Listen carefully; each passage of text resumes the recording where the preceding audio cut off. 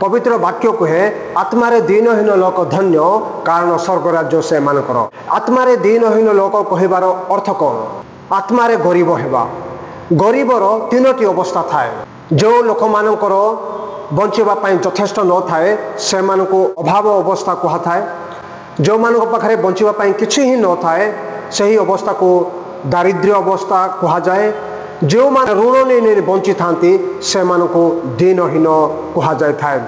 आमर वाक्य कहे आत्मारे आम्भे माने सदा बेले ऋणी हेकि बंचिबा दरकार। आम्भ मानकर व्यक्तिगत किछि ही नहीं। आम्भे माने ए पृथ्वी रे बंचिबा पई ईश्वर राज्यर सिटीजन नागरिक हेबा पई आमे प्रभु जीशु ख्रीष्टन ठारू पवित्र आत्मा ठारू गुण गुड़ाक लेके बंचिबा दरकार। एवं आम्भ मानकर जीवन ईश्वर ठारे प्रमाण करिया पई आम्भ मानकर जीवन रे किछि न रहिबा अर्थ होचे आत्मारे दीनहीन।